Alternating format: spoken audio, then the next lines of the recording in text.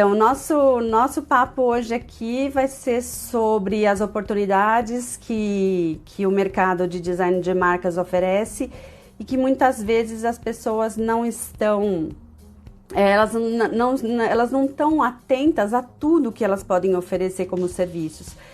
O que eu percebo assim, boa tarde, Ayla. O que eu percebo é que muitas vezes as pessoas ficam muito focadas ali no logotipo, no manual de identidade visual, e elas não percebem que esse mercado é muito maior, que tem muito mais possibilidades. E aí, assim, a ideia da gente conversar aqui é um pouco sobre isso, de eu trazer um pouco dessa minha vivência e do conhecimento que eu tenho da área de design de marcas, para que as pessoas possam definitivamente ter um resultado melhor na sua carreira, né?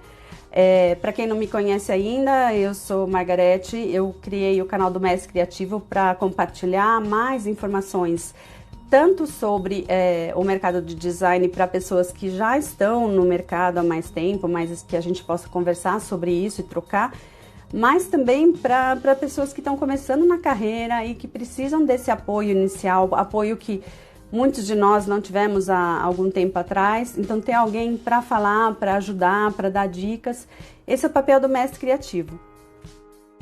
E aí, da onde surgiu a ideia de eu falar um pouco desse universo do mercado de design de marcas? Muitas vezes, entrando naqueles grupos do Facebook, grupos específicos de design, eu percebo que os freelancers, eles publicam muito ali informações do tipo assim, eu gostaria que você olhasse o meu logotipo, o manual de identidade visual. Às vezes eles publicam um flyer, às vezes eles publicam um catálogo, alguma coisa assim. Mas eu às vezes percebo que o designer, ele olha de uma forma muito limitada para todas as possibilidades que ele tem. E talvez isso faça com que tantos designers reclamem da carreira, né? Reclamem do cliente, reclamem dos trabalhos que eles pegam, reclamem que o cliente não paga, enfim. Eu sei que todo mercado tem as suas dificuldades, mas especialmente no nosso, eu percebo muita reclamação. E será que isso não depende também do profissional? Será que isso não depende também do conhecimento e da postura do designer, de fato, né? Existem designers que têm uma postura que são mais passivas. Então, o cliente pede para ele fazer um flyer, ele vai lá, pega o briefing, faz um flyer e pronto, acabou o trabalho.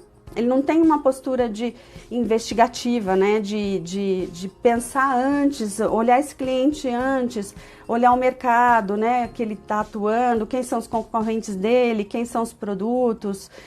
No momento, às vezes, de uma visita para o cliente, ficar de olho se a logomarca dele, o logotipo dele está atualizado, se não precisa de uma modernização, de um redesign, observar se a papelaria dele tá atualizada, tá de acordo com o logotipo. Nossa, quantas vezes eu já não peguei clientes que o logotipo dele no cartão de visita tá de um jeito, no site tá de outra cor, na papelaria tá de outro. Talvez muitos de vocês tenham esse olhar também, né, de perceber que falta padrão, às vezes, na identidade visual do cliente.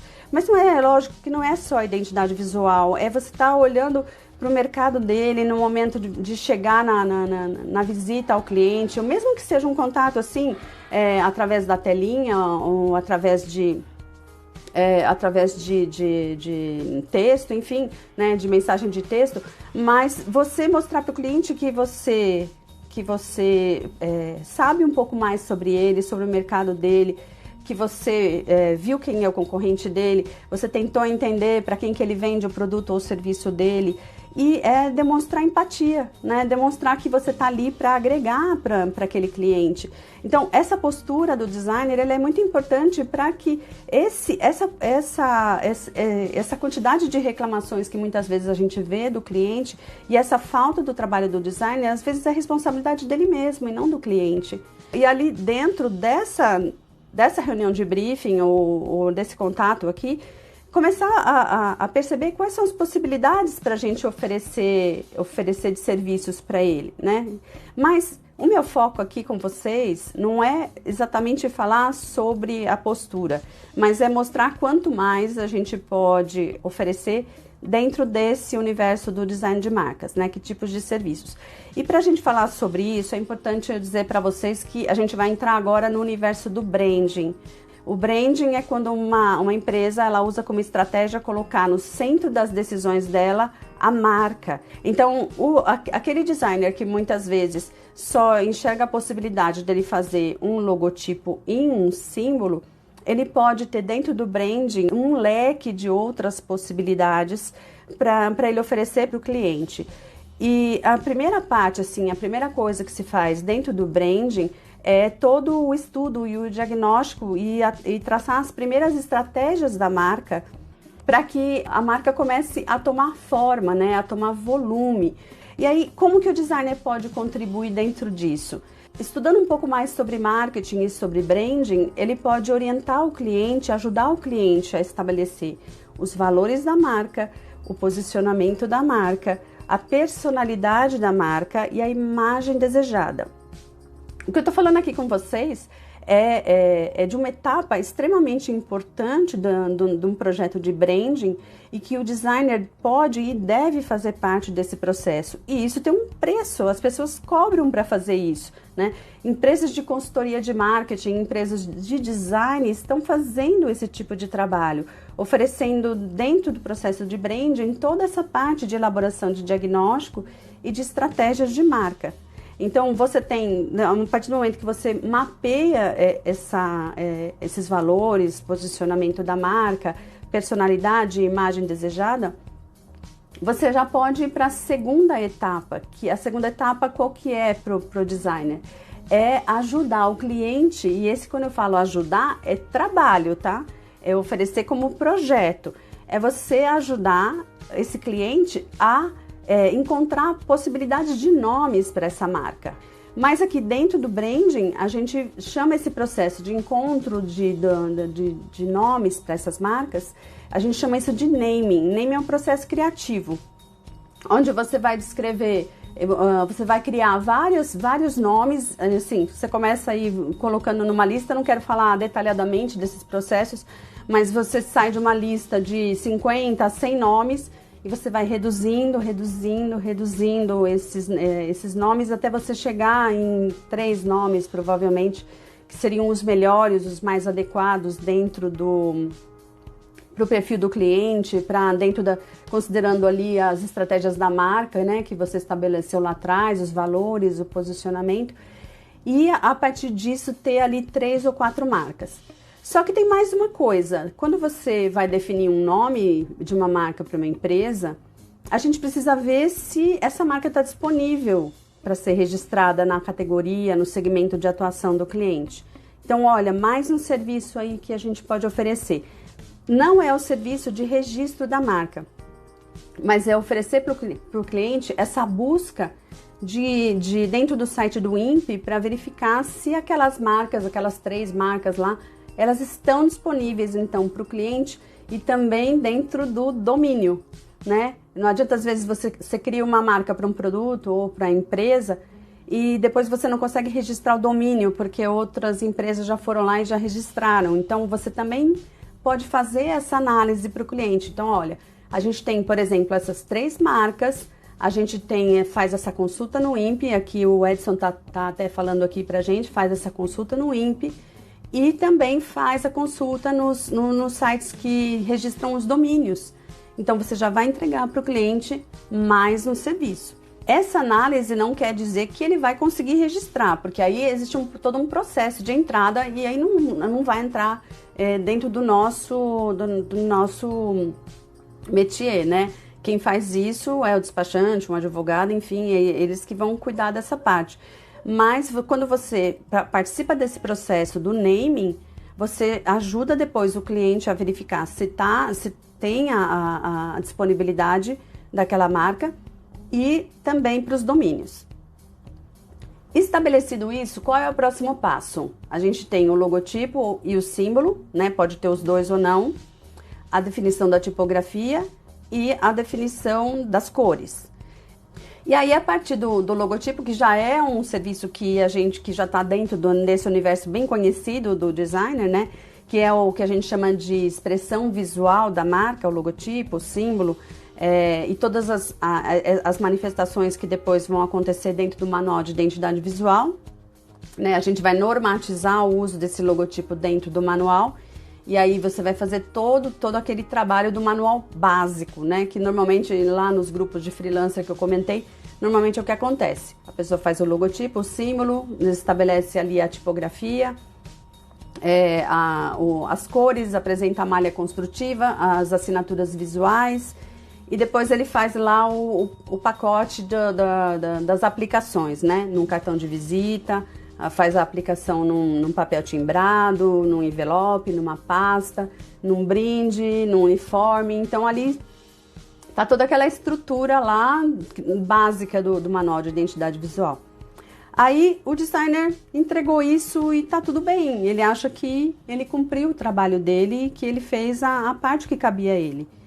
Mas na verdade, as marcas, elas também possuem as suas manifestações verbais, que é um outro desdobramento que a gente tem dentro do branding, que é a definição do tom de voz da marca, que determina como a empresa vai se comunicar com o seu público através da linguagem, de que forma que ela vai construir as mensagens dela. Então, o tom de voz da marca é mais um desdobramento exatamente das expressões verbais e comportamentais da marca. Então, a gente saiu lá atrás de um trabalho que era basicamente criar um logotipo, um símbolo e um manual de identidade visual, e a gente começa a desdobrar tudo isso para outros trabalhos, para fazer outras coisas que custam, né? Que tem um preço e que a gente pode ganhar em cima disso. A partir do tom de voz da marca, que você define esses critérios, começa uma outra camada de definições, que é o uso das cores nas peças de comunicação, que são os critérios que a gente utiliza para comunicação. A definição da tipografia que você vai utilizar nas peças de comunicação, e aí passa pelo título, passa pelo texto. Se você tem outros elementos visuais dentro da peça, você tem que normatizar isso tudo. Você define os tipos de imagens que você quer que as agências de propaganda, por exemplo, usem no momento que elas forem fazer uma campanha. E aí você não define a imagem, você define o tipo de imagem, que é aquelas comunicações que estão totalmente sintonizadas ali, antenadas com os valores, com o posicionamento, com a personalidade, a imagem que você quer transmitir para a marca. Elas têm que estar em consonância com toda essa expressão da marca, tudo aquilo que você quer transmitir. A partir disso, você tem outros desdobramentos, que é a criação de ícones, que é a criação de templates, que são as aplicações da marca nos pontos de contato que o cliente tem. E isso vai variar muito de cliente para cliente, porque você pode tanto ter clientes que estão dentro do universo online e que vendem, por exemplo, em parcerias com outras marcas, e aí vai entrar junto com... nesse processo de normatização, como que as marcas vão conversar, como que as marcas, a marca do seu cliente e de um parceiro dele, elas vão coexistir dentro de uma peça de comunicação. A gente está falando aqui de desdobramentos que vão acontecer em função do perfil de cada empresa, de cada cliente que você tiver. A criação de personagens é uma outra possibilidade, você pode criar personagens que representem a marca. Óbvio que para você criar um personagem, vamos supor que nem na Sadia, né, que tem lá o peru da Sadia, tem toda uma sintonia, tem que ter relação e sentido, né, fazer sentido você ter um personagem, mas o personagem é uma possibilidade, e aí você precisa normatizar esse personagem, quando ele vai ser utilizado, em que posição ele tem que estar dentro das peças. E olha, gente, um outro universo de trabalhos que vão abrindo aqui. Então, assim, você vê que você saiu do logotipo, do símbolo e do manual de identidade visual para um trabalho muito maior, para outros trabalhos. Quando você está fazendo só o logotipo, o símbolo e o manual de identidade visual, você está falando de uma identidade visual. E quando você começa a fazer esses desdobramentos, você está indo para um sistema de identidade visual. Você está construindo um sistema. E aí, nessa construção do sistema, você vai normatizar tudo isso através do Brand Book, né? O manual ficou lá em cima, né? Naquela normatização superior. O manual, quando você tem o Brand Book, quando você cria esse sistema, o manual vem para dentro do Brand Book. E ele é um trabalho muito maior. Então, você imagina assim, olha, que dentro da tabela da Adegraph, que é a tabela sugerida de preços da Adegraph, eles fazem sugestões de preços que você cobra para esses tipos de projetos, tudo separadinho, né? Quando você faz lá a parte da elaboração do diagnóstico e das estratégias, quando você faz as expressões visuais da marca, quando você vai para as expressões verbais da marca e as peças de comunicação, eles vão dando ali desdobramentos para você ter uma ideia dos preços que você pode cobrar.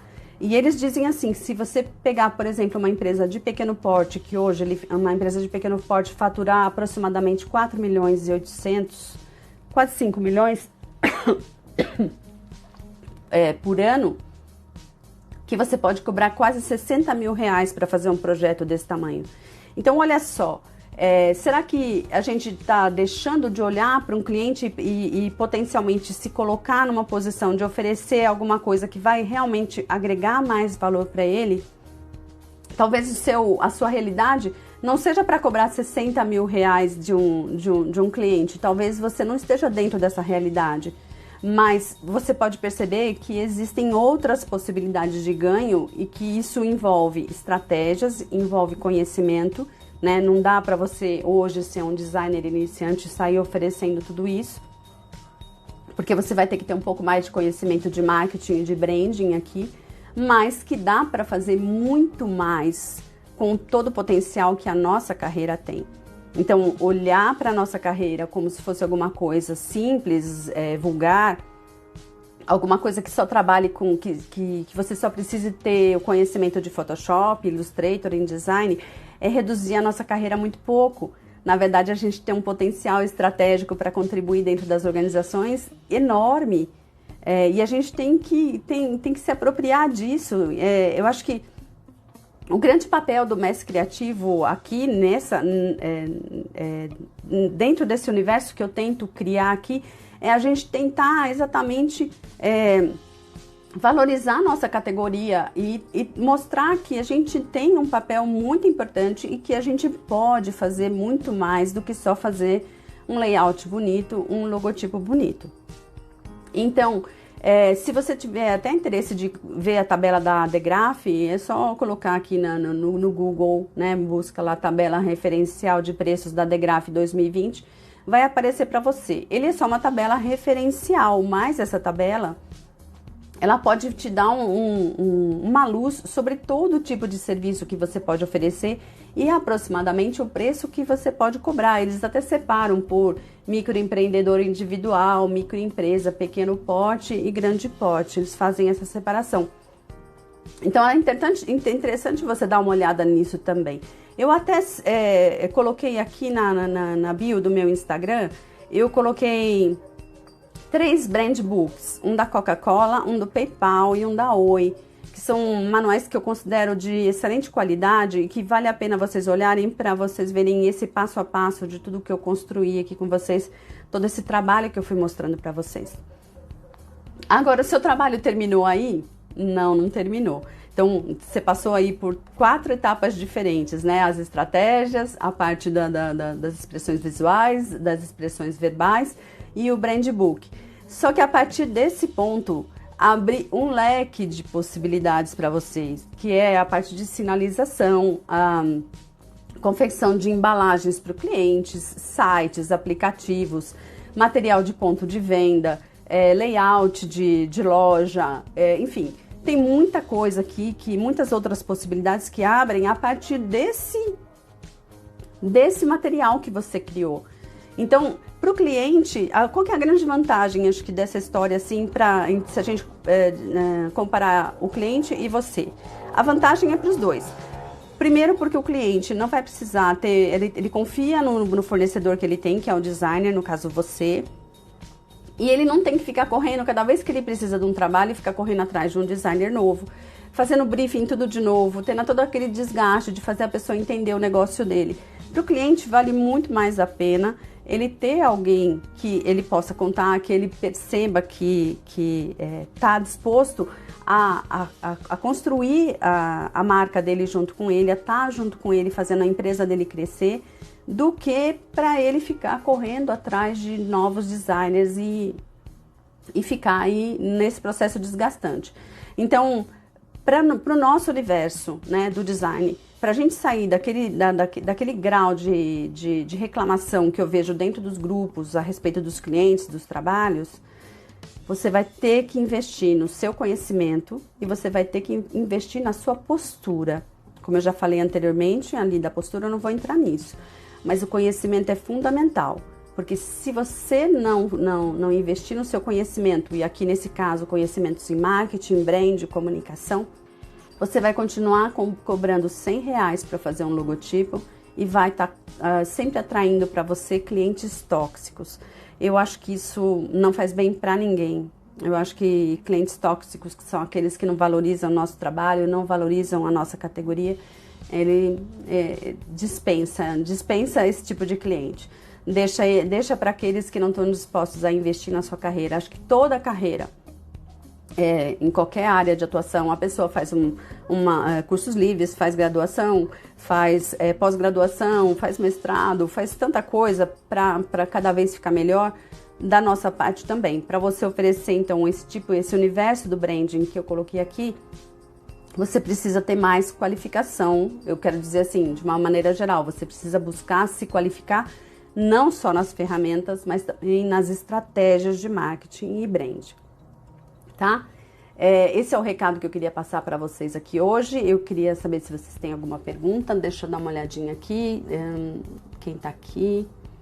Assim, sim, que é designer. Acho que é Mara, né? Se eu não me engano o seu nome. A Lucelena Coach, a Marina, o Alfredo, o Edson, o Rafa. Rafa tá sempre me acompanhando aqui. A Mari, a Julie Joias, Dani Pacor, Bia Domingues. Olha, gente, que legal, adorei estar aqui com vocês. Essa foi a primeira live que o Mestre Criativo fez. Eu espero que esse seja mais um canal aqui pra gente conversar, pra gente falar. Aproveita para te convidar para conhecer o YouTube do Mestre Criativo também. Lá tem outras informações. Ayla, aqui, você é sensacional. Anotei absolutamente tudo que você falou. Legal, Ayla. Depois assiste de novo e vê o que você consegue acrescentar aqui de possibilidades para você, tá? Eu sei que você está querendo seguir nesse caminho. E é um caminho muito bom. Eu acho que o design de marcas é uma área bem interessante dentro do design. A Lucelena aqui falou parabéns, você é maravilhosa, obrigada Lúcia, obrigada Bia, parabéns, obrigada. Fiquem com Deus e até a próxima. Até mais.